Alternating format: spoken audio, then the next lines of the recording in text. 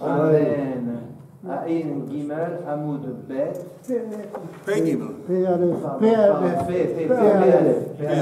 Hamoud Aleph, Tanour Abanan. Beshabbat. Ah, c'est vrai que c'est marqué entre parenthèses Beshabbat. Tanour Abanan, quoi. Pei Aleph Hamoud Aleph. Nishmat Avi Mori, Shimon ben Yitzhak, Yitzhak ben Shalom, Eli Mendel ben Shimon, Shnior Zalman ben Yitzhak. Et le coup est aussi dédié à la mémoire de Ishaï Eliyahu ben Yochanan. Diamanté Batester. On avait parlé avant de toilettes. Et je vous ai dit que pendant la page et demie à venir, on va être plongé dans ce sujet épatant de comment aller à la toilette. J'avais parlé un petit peu de ça hier avec Yoel, que d'un côté, ça n'a pas l'air très... Tous ces détails, comment on s'essuie, comment les pierres, la toilette, comment on fait pour aller là. Mais d'un autre côté, ça représente en quelque sorte la gloire de notre Torah. Exactement. Pourquoi? Il n'y a pas de sujet tabou. Parce que, disons, les chrétiens, eux, leur rencontre avec Akadosh Baruch Hu se déroule une fois par semaine, je pense le dimanche, à l'église. Les Havdil Billion Abdelot, c'est-à-dire que le reste de la semaine pour les chrétiens, c'est, comme on dit, Hefker. On fait ce qu'on veut. Dimanche, c'est pour, comment on dit, donner à César ce qui appartient à César et donner à Dieu ce qui appartient à Dieu. Il y a une expression comme ça. Oui. Les Havdil, nous, c'est pas comme ça. Parce que nous, on dit Melo kol haaretz kvodo. La gloire d'Hachem, Melo kol haaretz, remplit le monde entier. Ça veut dire qu'il n'y a pas une dimension de la vie dans laquelle Akadosh Baruch Hu n'est pas impliqué, dans laquelle il n'est pas là, dans laquelle on n'est pas commandé de sanctifier. Que ce soit dans le domaine des affaires, du commerce, que ce soit dans l'industrie, dans l'agriculture, dans l'armée, dans l'alimentation, la façon qu'on mange, la façon qu'on se comporte avec nos femmes dans le lit. Dans tous les domaines de la vie, il y a le geste juste, selon l'halakha. Et donc c'est pour ça, même quand on va à la toilette, il y a une façon d'aller à la toilette, une façon de s'essuyer, quel est le Shabbat, qu'est-ce qu'on fait avec les pierres, tout ça, ça fait partie. Justement, c'est pour ça que je dis en quelque sorte, ça représente la gloire de la Torah. Ok, alors après cette petite introduction, on arrive à Tanour Rabbanan. Tanour Rabbanan Beshabbat, Pei Aleph Hamoud Aleph, au milieu de la page plus ou moins. Shlosha Avanim Mikur Zalot, Mutar Lachnis le Beit HaKiseh.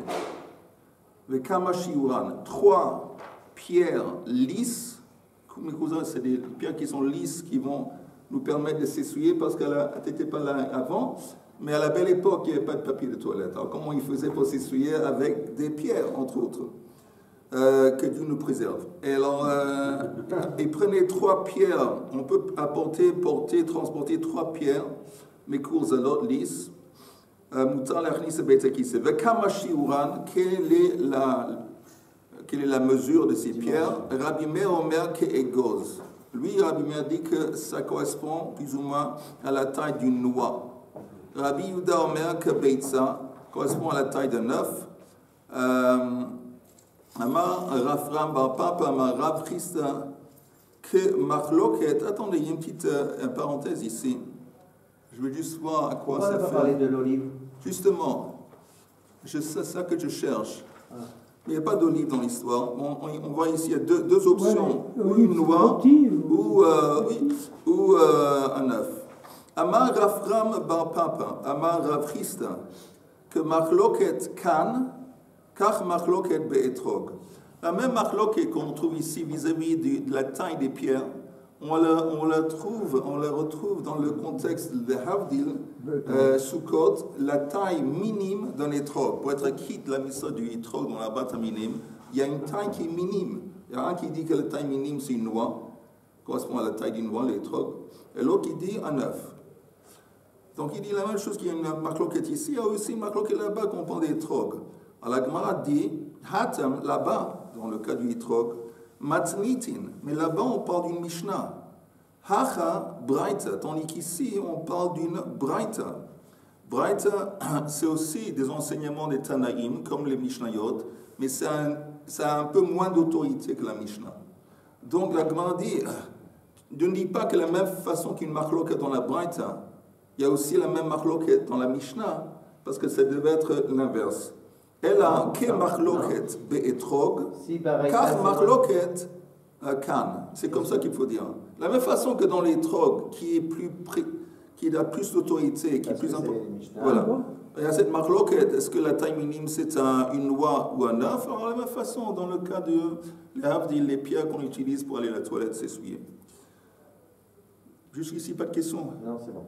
Amar Rab Yehuda, aval lo et pais. Mais pourquoi on a enlevé l'olive? J'ai pas compris. C'est pas grave. Ok. Mais on ne peut pas utiliser pais. Pais, c'est pas mifala pais. Pais, c'est des mottes de terre qu'on prenait des sillons qu'on trouvait dans les champs en Babel. Apparemment, la terre en Babel, elle était sèche. Mais on ne peut pas utiliser des mottes de terre pour s'essuyer. La Gemara demande Maï pais. Amar Rabbi Zera Karshine Babliata. C'est des mottes de terre qui viennent de Babel. Pourquoi pas? Parce que ça s'effrite. Et donc, c'est vraiment pas très pratique. Voilà. Amar Rav, Assour. Faudrait faire un essai, peut-être. Vas-y, tu fais. Amar Rav, Assour, le mashmesh bitzcho beshabbat, que derrière chez le mashmesh bechol. On ne peut pas s'essuyer avec un caillou le Shabbat, de la même façon qu'on fait un jour de semaine. Alors, matkif la marzoutre. Marzoutre, il part à l'attaque. Listaken. Alors, ça serait quoi? Si tu veux pas alors, qu'est-ce que c'est l'histoire du caillou? Regardez le Rashi un peu plus en bas. Le titre du Rashi qui dit les mashmesh. Vous voyez? Oui. Un peu plus en bas, il y a un Rashi dont le titre commence le mashmesh. Vous l'avez tous ou pas? Oui. Hanitzrach lipanot. Ve'eno yechol lipanot. Quelqu'un, Richard, t'as trouvé? Encore, mais. Ah ouais, j'ai trouvé. Okay. Rashi dit Hanitzrach lipanot. Quelqu'un qui a besoin d'aller à la toilette.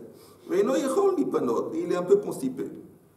Qu'est-ce qu'on fait? Amrin lekaman bepirkin de memashmesh betzchor ben nekev. Voilà. Apparemment, comment on dit, mégaré en hébreu.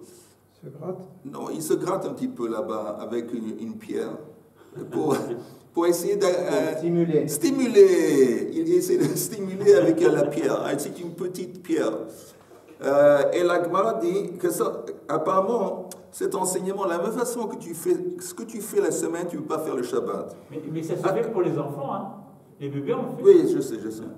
Que ça, que d'atach, de ka'amar ou be Shabbat asur le mashmesh klal, que derek mashmeshin bechol. Vous entendez, il y a eu cet enseignement qu'on ne peut pas utiliser un caillou ou quelque chose pour stimuler, pour nous aider à aller à la toilette, le Shabbat, comme on fait la semaine. Alors, un autre chacham dit, alors quoi? Le type, il va se mettre en danger. Pourquoi il se met en danger? Parce que s'il ne va pas arriver à la toilette, il est en danger. Quelqu'un qui n'arrive pas à se vider, il est en danger. Alors, c'est quoi? Le Shabbat, il ne va pas pouvoir aller à la toilette. Et la réponse est... Maïmonide en a parlé. Hein? Maïmonide en a beaucoup parlé de ça. Ah oui, il a dit Il a dit que c'est important d'aller à la toilette. Oui, il a dit beaucoup de choses. C'est très intéressant, Maïmonide, le Rambam, dans Yad HaChazaka. Parce que les premiers chapitres, plus ou moins, de Yad HaChazaka sont dédiés, consacrés à la santé. Ouais. De comment se maintenir la santé. Donc on voit ce qu'on dit, une âme saine dans un corps sain. C'est vraiment ça. Il donne des conseils de santé que beaucoup de ces conseils jusqu'aujourd'hui sont tout à fait valables. Quoi que ce soit, il explique, il clarifie que le achar yad. Quand il dit que tu ne peux pas te faire avec un caillou le Shabbat ce que tu fais la semaine, ça ne veut pas dire que tu ne peux pas du tout. Tu le fais, mais que le achar yad avec une différence. Au lieu de tenir les cailloux avec tous tes doigts, comme tu fais normalement, tu le tiens avec 2 doigts. Tu le fais d'une façon différente. Voilà. C'est pas que tu ne peux pas le faire, tu peux le faire. Mais tu le fais d'une façon différente que la chayad. Amar Rabbi Yannai, im yesh makom kavua le beit hakiseh melo hayad. Si il y a un endroit mis à part, destiné, qui est considéré comme une toilette, alors tu peux rentrer, tu peux transporter des pierres dans la toilette qui correspondent à une poignée de pierres. Même si tu ne vas pas tous les utiliser, tu sais que comme cet endroit c'est une toilette, plus tard, dans la journée, peut-être tu vas l'utiliser. Donc, mais sinon, si c'est simplement un endroit dans un champ, un endroit qui n'est pas vraiment une toilette officielle, alors là, imlav kehecha. Echa, ça veut dire quoi? C'est la moitié, c'est-à-dire le milieu. C'est quoi le milieu? Avant, on avait parlé, Chaim, d'une olive, d'une noix et d'un œuf. On avait parlé de tailles de pierres différentes. Et il dit, s'il n'y a pas, si encore une fois, je répète, si on parle d'une toilette officielle, alors tu peux prendre une poignée de pierres avec toi, les transporter. Et même si après, il y a des pierres qui restent que tu ne vas pas utiliser, niche que faire là, c'est pas la fin du monde parce que tu vas les utiliser plus tard. Ça veut dire quoi, tu vas les utiliser plus tard? C'est pas que le Shabbat, tu as transporté des pierres en vain. Parce qu'on avait parlé de ça hier, et je répète, il y a une interdiction de transporter des pierres, parce que c'est mouksa. Mais à cause de Kvod Habriot, le respect dû à l'homme, les décrets des Rabbanan ont été repoussés. Mais c'est seulement pour Kvod Habriot. Alors si le type il transporte plein de pierres, en fin de compte, il va seulement utiliser 1 ou 2 pierres, 2 ou 3 pierres, alors il y a un problème. Parce qu'il n'est pas autorisé à porter les autres pierres. Donc on nous dit ici... Si on n'a pas résolu le problème dans les lieux d'aisance, oui, c'est ça. On mettait des pierres. Ah, pourquoi on m'a... je ne sais pas. Pourquoi il n'y a pas un tas de pierres qui sont là? On mettait une pièce. On met une pièce, on reçoit des pièces, je ne sais pas, c'est une bonne question. Mais, Rav, oui. La poignée de pierres, il y a quand même des grandeurs, c'est pas toujours à peu près la grandeur d'un œuf. Oui. Il y a aussi la grandeur aussi d'une noix. Oui. C'est tout un mélange. Tout un mélange. Si tu prends une poignée, ça peut exactement. Tu prends une poignée, c'est un mélange. D'accord. Regardons juste un Rashi. Regardez le Rashi qui dit un peu plus en bas. Le Rashi qui dit Im yesh makom kavua le beit hakiseh. Est-ce que vous l'avez? Presque. Oui. Chez Im yishtayru lo arvit, parce que si, disons, il va à la toilette le soir, la nuit de Shabbat, et il va y avoir des pierres qui vont rester. Yikaner baem shacharit. Donc, machnis sham meloyad. Il est presque sûr qu'il va les utiliser le lendemain. Pas de problème de prendre une poignée. Mais s'il n'y a pas de toilette, prochain Rashi, beher kehecha, keshiur hamachia, keegoz. Donc on parle d'une noix, parce que la noix c'est au milieu entre l'œuf et entre l'olive. Nafish keegoz, nafish mikazait vezuta mikabeitza. Ok, compris? Ok, on retourne à la Gemara. Maintenant, une grande question. Mais en principe, quand on n'a pas le droit de prévoir pour après Shabbat. Pour après Shabbat. Pour Shabbat, c'est pas pour après Shabbat. On parle de... Tu prends une quantité. Non. On parle de quelqu'un qui va à la toilette la nuit de Shabbat. Ok. Donc il ne prévoit pas pour après le Shabbat.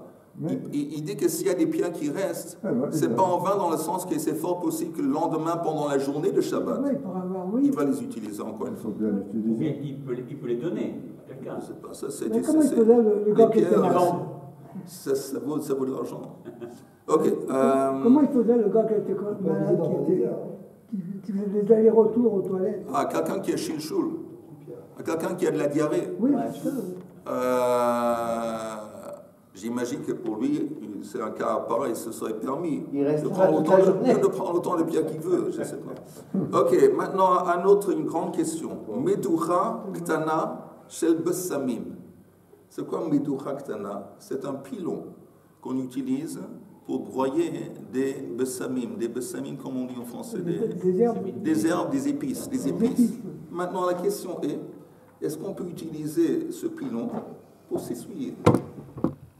Si on peut utiliser des pierres, on va pas. Alors, une bonne question. Attends, une fois j'étais à un hôtel, il y avait une pancarte. אסור להשתמש בשירותים בשבת.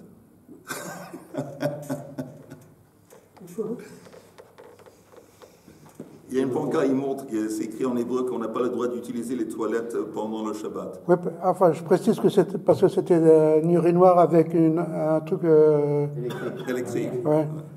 Voilà.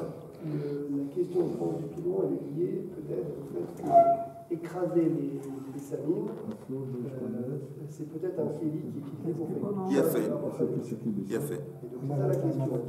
Je ne sais pas si ça c'est la question, mais Non, sinon on va la connaître. oui, je vais te dire, tu as raison, c'est lié. Yoel demande pourquoi on a parlé de pierre, quel est le chidouche, pourquoi on commence à parler de ce pilon qui est pour les épices. Si c'est permis les pierres, apparemment c'est permis aussi. Alors Yoel propose que ça c'est un cli. Cli chez Melartol et Issour. On n'a pas le droit de broyer quoi que ce soit le Shabbat. Alors là c'est un truc. Alors, qu'est-ce qui se passe dans ce cas? C'est un cas différent. Alors la Gemara répond. Amar Rav Sheishet im yesh alea ed mutar. S'il y a un témoignage sur le pilon, c'est quoi un témoignage? C'est que si on voit que le pilon est sale, on voit qu'il a déjà été utilisé. Alors s'il a déjà été utilisé, On peut s'en servir. on peut s'en...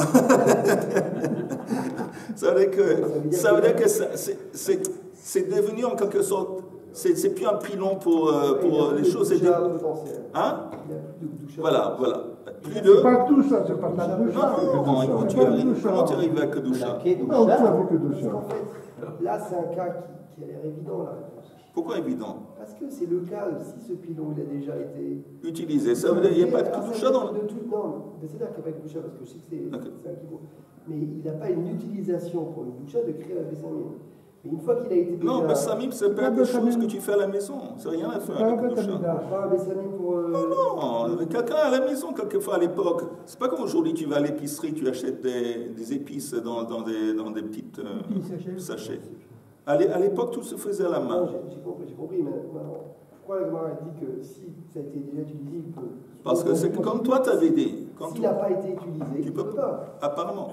Donc c'est ça. Exactement ce que tu as dit. Mais donc c'est pchita, c'est tellement pchit que des gens simples comme moi, c'est pas évident. Non. Moi, j'ai besoin d'apprendre tout ça. Non, mais ce que je veux dire là, c'est qu'à partir du moment où il a été déjà utilisé, donc ça veut dire que déjà... Yoel est en train de dire, mais je répète un petit peu, parce que le pilon, on avait dit, une fois que tu m'autorises l'utilisation des pierres, alors pourquoi le pilon, ce serait différent? Le pilon, c'est différent, comme Yoel a expliqué, parce que c'est un cli chez Melarto, les Issour.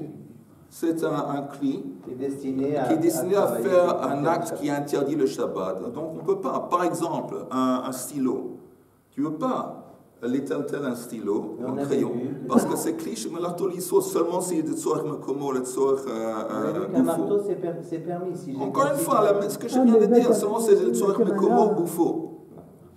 Mais on nous dit ici que si tu vois que ce pilon, en fin de compte, a été utilisé pour des besoins, pas pour écraser des épices, mais pour justement s'essuyer, tu vois, il y a une tâche, quelqu'un l'a déjà utilisé, alors ça veut dire que ça a perdu en quelque sorte son statut de pilon pour les épices, c'est plus un cliché melartoliso, et donc tu peux l'utiliser. On va plus loin. Si par exemple, Chas de Shalom, on a le même cas avec un étrog pendant Sukkot. Je n'ai pas compris ce que tu veux faire. Tu veux t'essuyer avec un étrog? Moi, je ne veux pas.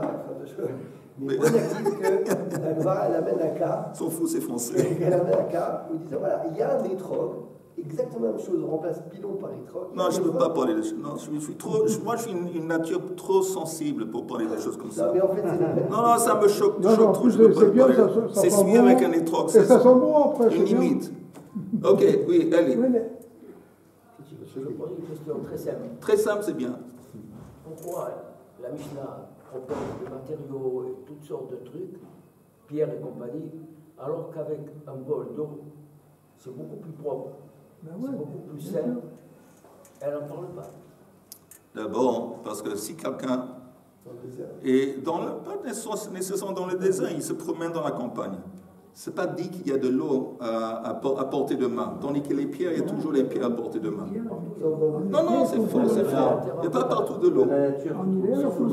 Non. Ok, alors, vous entendez, ça c'est, on y est là, que la Gemara dit, s'il y a un signe qui démontre que ça a déjà été utilisé pour ce truc, tu peux l'utiliser. Alors la Gemara dit, attends, il y a un problème. Attends, il se trouve dans les toilettes? Hein? Il se trouve dans les toilettes? Non, il se trouve quelque part. Chez toi à la maison. Oui, bon, c'est une question, comment ça se fait qu'il n'est pas? Oui, c'est pas très hygiénique. Mais la Gemara demande, tu me dis qu'on peut l'utiliser si tu as... Tu peux l'utiliser si ça a déjà été utilisé. Et la Gemara demande Kushia. Meitive, on apporte ici, je pense, une braïta. Asarat varim mevi'in et adam yedei tartoniot. Il y a 10 choses qui risquent d'apporter tartoniot, c'est trorim. Comment on dit trorim? Des hémorroïdes. Hémorroïdes. Il y a 10 choses que si tu fais ça risque d'engendrer, d'apporter un problème d'hémorroïdes. Alors, c'est quoi les 10 choses? Hémorroïdes. Les hémorroïdes.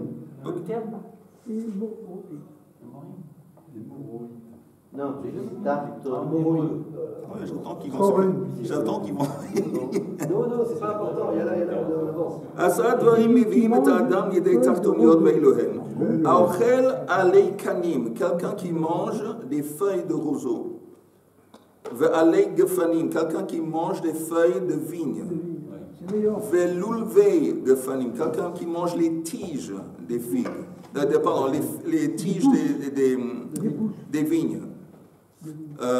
Ou morigei behema. Morigei behema, c'est les morceaux à l'intérieur de l'animal où la peau est pas lisse. Elle est indentured, comme on dit. Elle est, par exemple, la langue d'un animal, il n'est pas lisse, elle a de l'adhérence. Voilà. Quelqu'un qui mange des morceaux avec des choses, ça aussi, ça porte tartoniot. Seulement s'il le mange, morigei behema belo melach, s'il le mange sans du sel. Veshidro shel dag, si quelqu'un mange les arêtes du poisson. Vedag maliach shelo bishel kol sorko, et du poisson salé qui n'a pas été suffisamment salé, qui n'est pas salé à fond. Lo bishel, pardon, t'as raison, qui n'a pas été cuit à fond. Un poisson salé qui n'a pas été cuit à fond, ça aussi c'est pas bien. Achoté shmarei yain, quelqu'un qui boit les détritus. La lie, quelqu'un qui boit la lie du vin, c'est pas bien. Un mécaner besid ou bechansit, quelqu'un qui se nettoie avec de l'argile ou du chaux. Et maintenant on va arriver à ça. Et avec un caillou qui a été précédemment utilisé par quelqu'un d'autre. Donc on dit, si tu fais ça, ça apporte des trorim. Ok, d'accord. Oui. Veyesh omrim, il y a aussi une opinion qui ajoute, afatole atzmo bebeitaki, c'est aussi quelqu'un qui se suspend sur la toilette. C'est quoi suspendre? Au lieu de s'asseoir sur un truc, il est accroupi comme ça. L'acte d'accroupir, apparemment, de se tenir, apparemment, ça aussi, c'est pas bien pour les tourim. C'est pas sûr, c'est pas ça, parce que tous les toilettes turques, moi je me rappelle. C'est comme ça. Ma tante, il n'y avait pas dans les immeubles à Lyon, il n'y avait pas dans les appartements. On allait dans les escaliers. Tu n'as pas besoin d'arriver aux toilettes turques. Moi je me rappelle à l'armée. Moi j'ai fait l'armée. Alors, moi quand j'ai fait l'armée, la plupart des toilettes c'était comme ça. Il n'y avait pas. Et tu n'avais pas des hémorroïdes? Tu n'as pas eu des hémorroïdes? Ça c'est très indiscret comme question.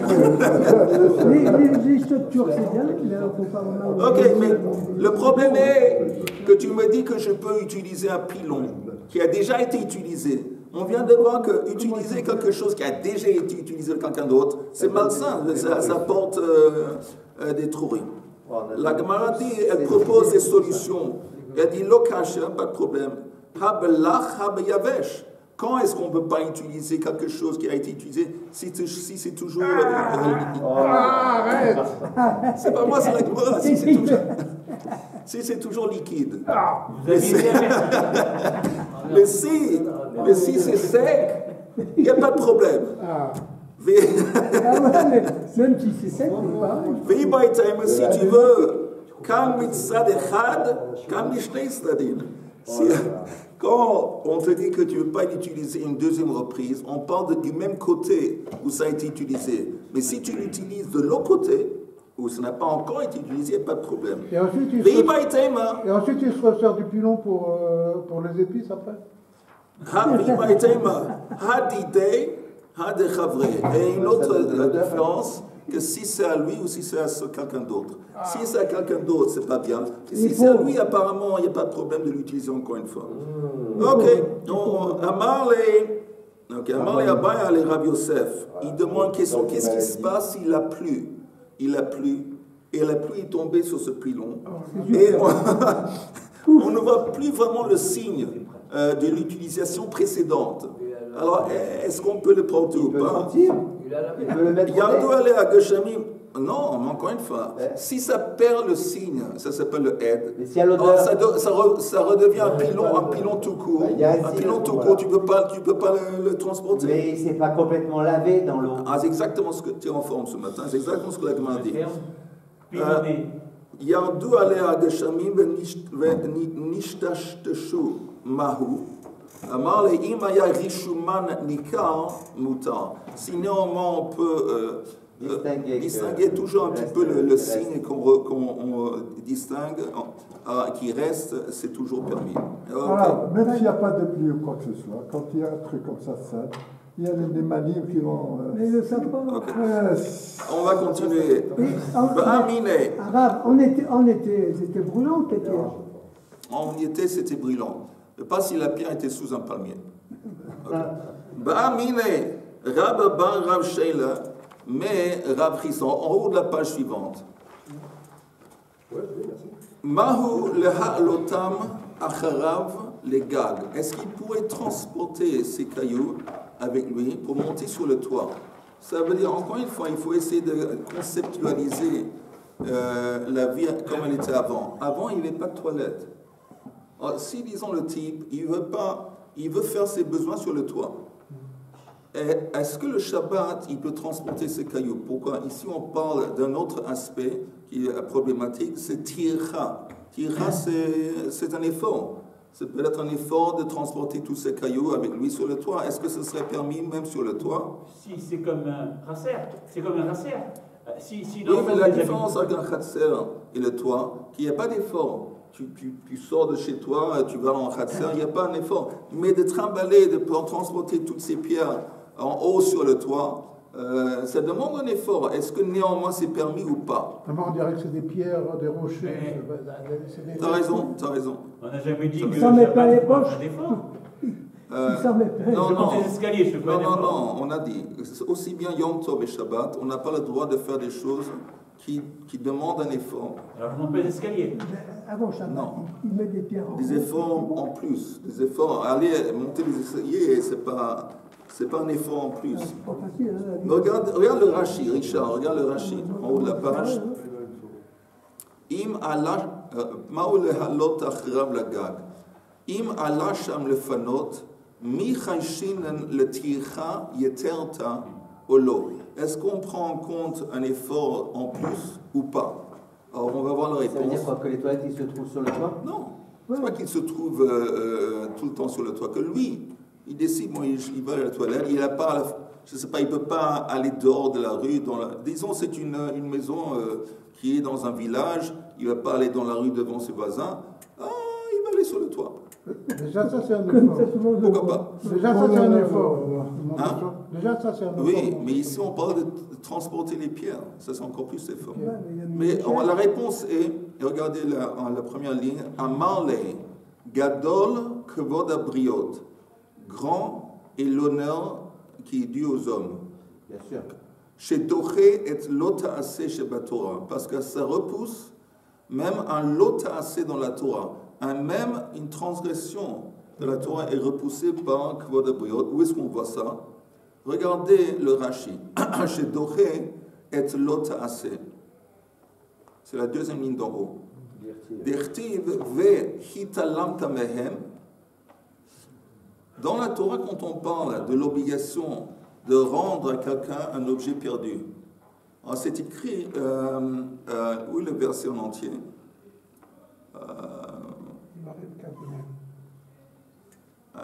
Attendez une seconde, peut-être c'est dans le...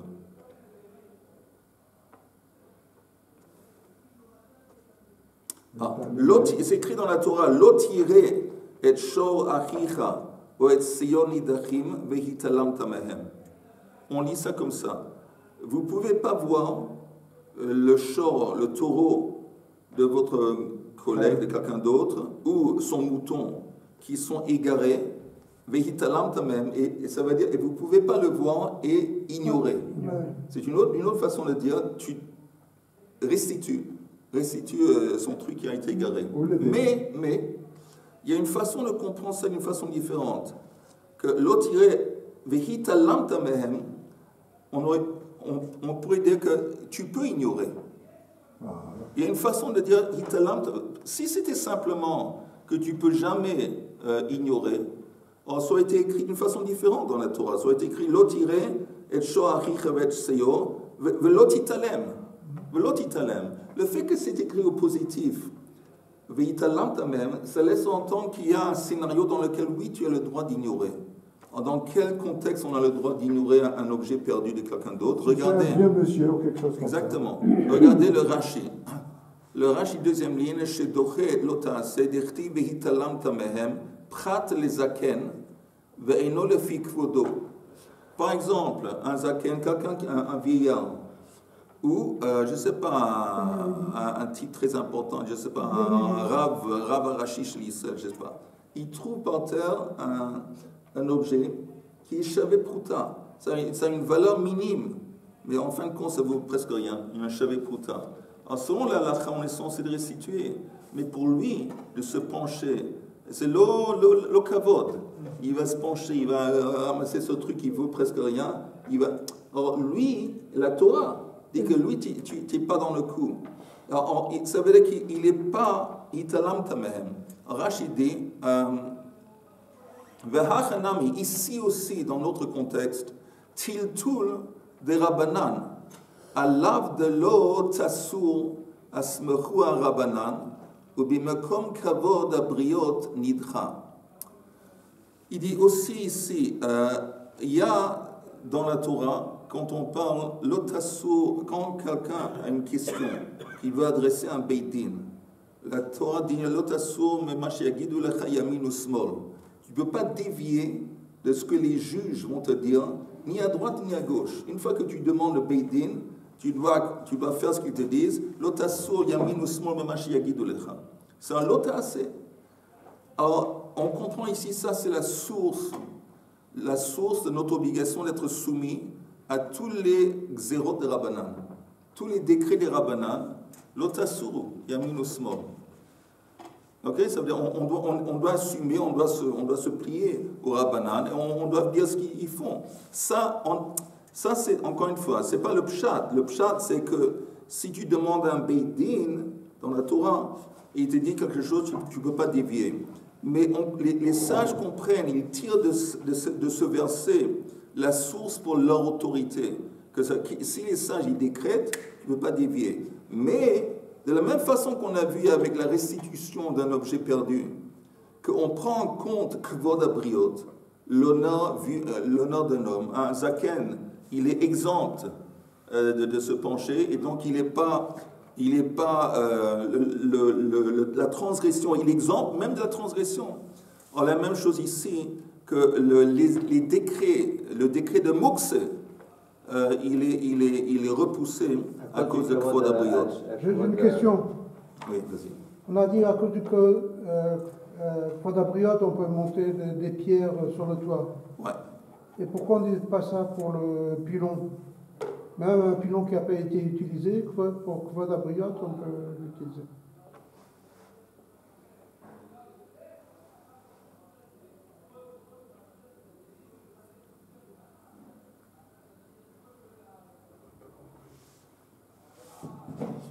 Peut-être c'est différent.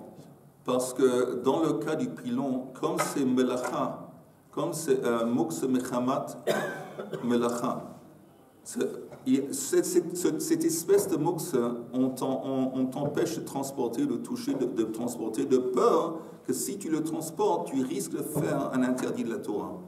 Par exemple, un crayon, un bic, je ne sais pas, ou un marteau. Tu ne peux pas, parce que à force de l'avoir dans ta main, le Shabbat, tu peux avoir un moment d'oublier et faire naturellement ce que tu fais avec. Et si tu fais ça, tu transgresses la Torah. Attends une seconde. En quelque sorte, c'est plus sévère.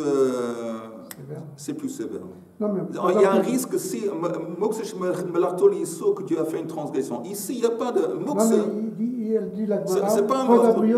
Je devrais l'otasser chez Batora. C'est pas c'est pas Batora, c'est plus faible. Oui, le Rashi dit, en fin de compte, la source de l'otasser, c'est tu n'as pas le droit d'ignorer l'objet égaré, l'animal égaré de ton voisin. Ça, c'est un lot assez. Mais on voit qu'il y a une exemption qui prend en compte le kvod habriot.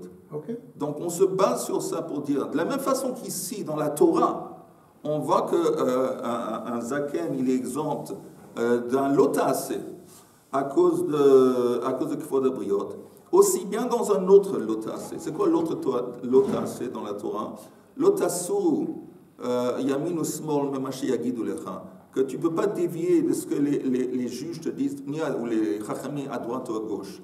Là aussi, on dit comme ici, on puise l'autorité des décrets des rabbinans de ce verset dans la Torah, là aussi, c'est kvod habriot qui a repoussé. Mais la réponse à ta question, c'était vis-à-vis de la peur que si tu touches le pilon, voilà, tu risques de faire... Ça, c'est différent. Ça, c'est possible que kvod habriot, c'est pas suffisant. Mais le moment qu'il est sale, alors, s'il est sale, il est plus en position. Il est plus en position de faire une melacha, et donc il n'y a plus de krish melachto l'issou. Ok. Bonne journée. Et Shabbat